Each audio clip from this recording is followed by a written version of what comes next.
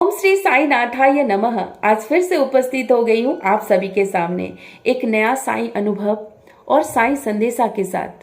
साई अनुभव इसलिए कह रही हूँ क्योंकि साई संदेशा को जब हम अपने जीवन में ढालते हैं, उसी अनुसार कार्य करते हैं, बाबा ने जैसे जैसे कहा है, तब हमारे जीवन में एक अलग ही परिवर्तन होता है। हमारा जीवन बदल जाता है और हमारे जीवन एक सच्चाई की ओर, अच्छाई की ओर चल पड़ता है। तो इसलिए हम साई अनुभव इसको कह सकते हैं। तो आइए साईं बाबा के कुछ संदेशों को हम सुनते हैं। बाबा ने क्या कहा है, किस तरीके से हमारे जीवन को चलाना चाहिए, आइए सुनते हैं।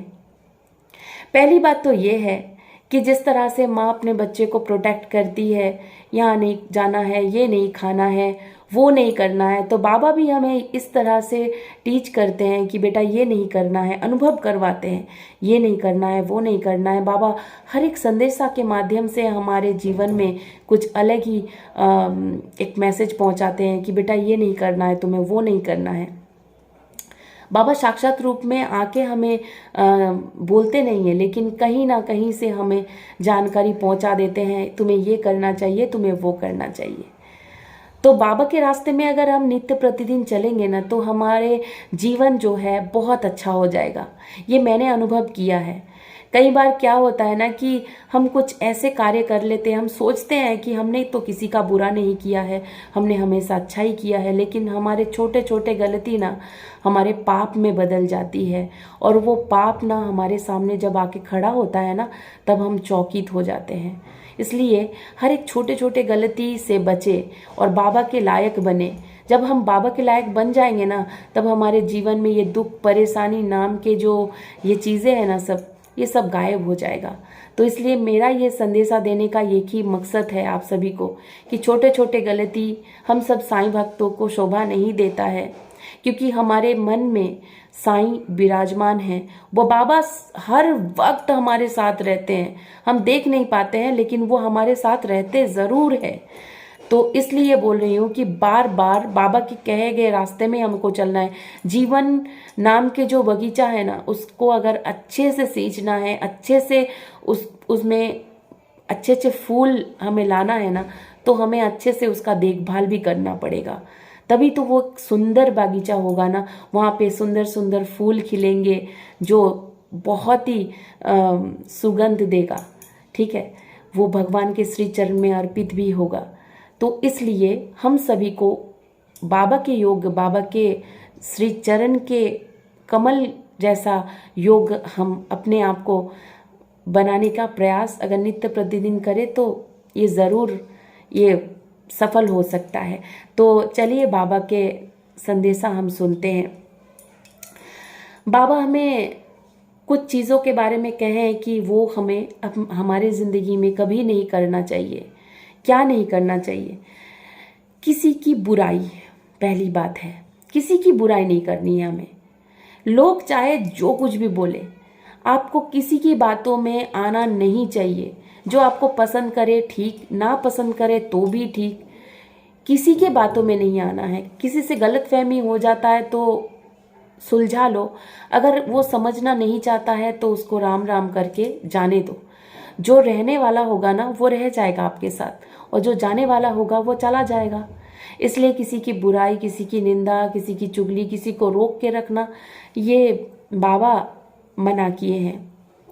किसी की बुराई हमें नहीं करना चाहिए।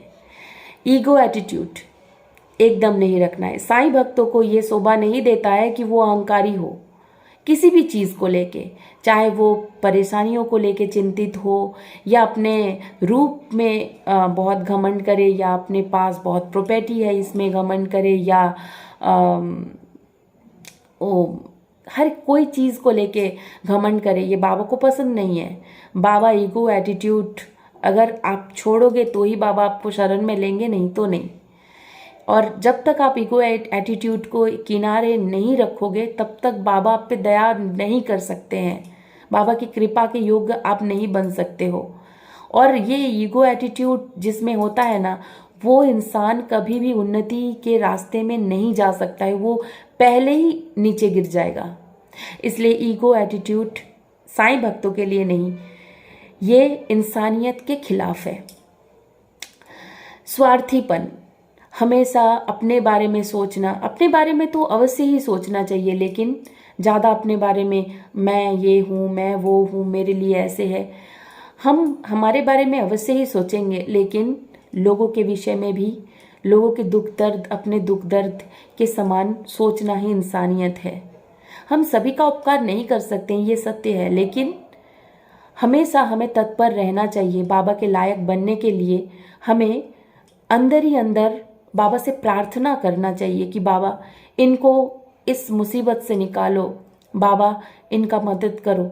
जब हमारे रूह, हमारे अंदर अंतरात्मा, मतलब किसी के दुख दर्द देख के भी परेशान ना होना, उसमें ईश्वर नहीं हो सकते हैं। जहाँ पे स्वार्थ होता है ना, वहाँ पे ईश्वर नहीं हो सकते हैं। इसलिए स्वार्थीपन छोड़ना होगा। दूसरों के बुरे आदतों के बारे में अपने आप में सोचना, किसी को बोलना या बुरे आदतों को अपना लेना, वो कर रहा है तो मैं भी करूं, वो ऐसे है तो मैं भी ऐसे हूं, नहीं। बाबा ने ये कहा है कि वो दूसरा जितना भी गलत हो, तुम क्यों गलत होगे? तुम मेरे बच्चे हो ना, तुम में तो मेरा संस्कार है ना। तो इसलिए दूसरों की बुराई करते करते कब हम बुरे आदतों में फंस जाते हैं ना, तो बाबा ये नहीं चाहते हैं कि अपने भक्त को कि बुरे आदतों में वो चले। जितना हो सके अच्छाई बोलो, उसमें अच्छाई भी हो सकता है ना, वो अच्छाई लो। हर किसी इंसान के अंदर अच्छाई भी है, बुराई भी है। वो बुराई को अपनाना नहीं है आपको, अच्छाई लो उसके पास से। वो चीज़ें अपने अंदर संभालो कि हाँ, इसके अंदर ये अच्छाई है, मैं वो रख लेता हूँ, और ये बुराई को नज़रअंदाज करो।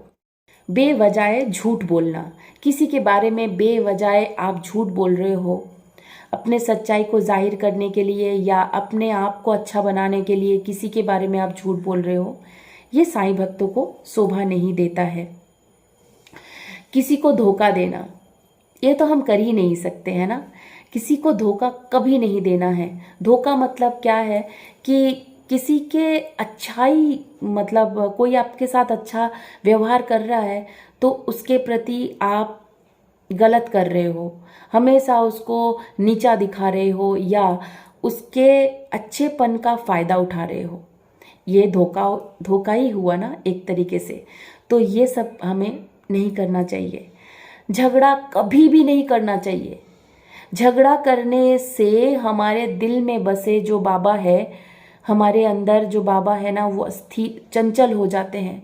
कभी देखना, झगड़ा लड़ाई करने के बाद कितना अस्थिर लगता है ना, अपने आप में कितना ऐसे लगता है कि थरथरा के कांप रहे हैं, मतलब उथल पुथल मच जाता है। इसलिए बाबा ने कहा है कि स्थिर रहो, स्थिर। चाहे दुनिया जो भी कुछ बोले, तुम्हें स्थिर रहना है।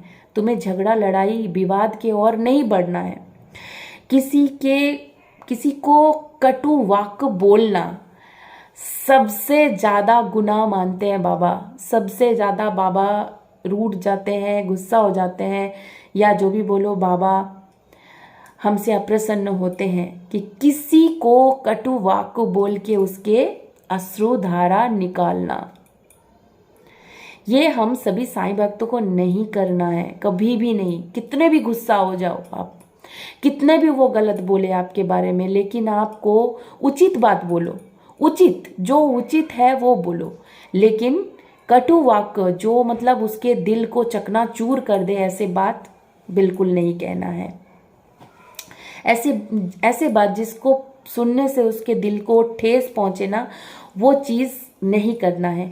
ये सारे चीज़ धीरे धीरे धीरे धीरे ना हमें पाप के ओर बढ़ाता है। ठीक है, ये हम सोचते हैं कि छोटे मोटे से गुनाह है, इसको करने से क्या होगा, लेकिन यही चीज़ बहुत बड़ा बन जाता है। एक सच्चा साईं भक्त ऐसे होता है ना, जो धीर स्थिर, जो सिर्फ बाबा पे ही समर्पित है। और जो बाबा पे समर्पित है वो इन सारे चीज़ों को कैसे कर सकता है? जो साईं भक्त अपने आप को कहता है वो किसी का बुराई नहीं करेगा, वो निराभिमान होगा, वो क्षमाशील होगा, वो अंदर से पवित्र होगा।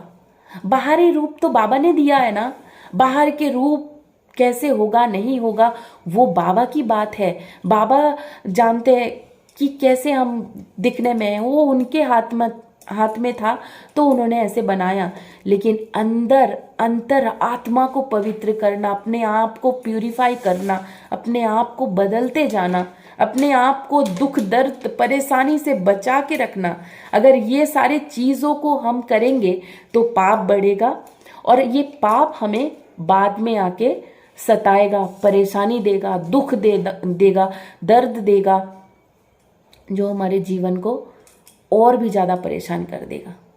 तो इसलिए हमें यही उचित है कि बाबा के रास्ते में नित्य प्रतिदिन चले। विश्व ब्रह्मांड रूठ जाए लेकिन हमारे साईं माँ कभी नहीं रूठनी चाहिए, कभी भी नहीं बाबा रूठनी चाहिए।